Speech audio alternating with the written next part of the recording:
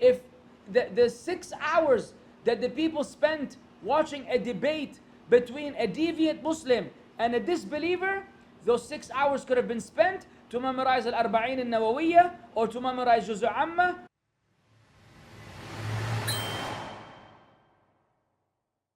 I'm not going to mention names because I know that you're thinking about the names right now. Each one of you is already imagining, thinking, who fits into this category? Either they're teaching you philosophy or logic, but there's absolutely no teaching of any book that will get you closer to Allah Azza wa Jal in terms of knowledge.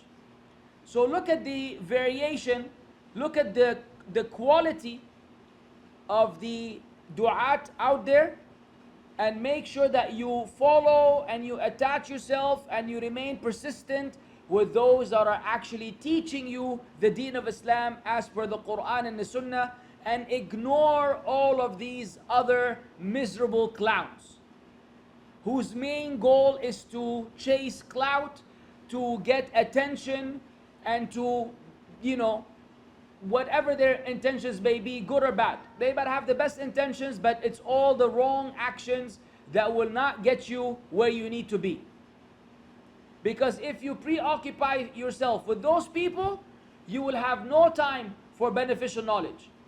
If the 6 hours that the people spent watching a debate between a deviant Muslim and a disbeliever, those 6 hours could have been spent to memorize Al-Arba'in al-Nawawiyya, or to memorize Juz' Amma, or to listen to the Durus of Shaykh Abdullaah al-Haqqan. This his latest one, his latest playlist about the matter of khuruj and ruling by other than Allah, and so on and so forth. Those 6 hours, both 6 hours are spent by two different Muslims. One, he spends them in following those individuals that are wasting everybody's time with these useless debates where they go back and forth and argue like little children, and the people in the comment section are even childier, more childish than they are, in bickering and insulting and going back and forth. Or you could spend them in a class where you're not even allowed to speak, so that you can focus on the knowledge and you could focus on that which will get you closer to Allah Azza wa Jal, something that you can leave behind for your children. So when you die, you could actually have two, if not all three sources. لأنه إذا مات الإنسان انقطع عمله إلا من ثلاث. If a person dies, his deeds are cut off except from three sources. ولد صالح يدعو له, a righteous son who makes dua for you. You need to be upon the deen for your child to be upon the deen. Or صدقة جارية, a recurrent charity. You leave something behind that the people continue to benefit from. أو علم ينتفع به. And I rearranged the order of the hadith. And I'm not saying this is the exact verbatim of the hadith. Or beneficial knowledge, because I wanted that to be the last point. Or beneficial knowledge that the people benefit from. علم ينتفع به. Knowledge that the people benefit from. You could actually have all these three sources bringing you good deeds while you're buried in a grave, as we hope and pray from Allah Azza wa Jal is the case with Abu Mujahid right now.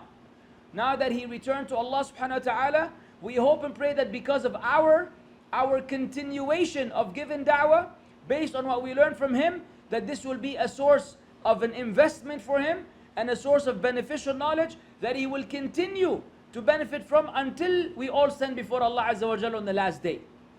And that is how we pay the Shaykh back. That is how we pay the Shaykh back. We can't give him money, we can't benefit him with anything, but we can share and communicate what we learn from him, whether in his manners, in his character, in his ilm, or all of these. Each one of us has a role, and you have a role. You have a role as someone who has learned anything from me. When you see me do wrong, ignore that.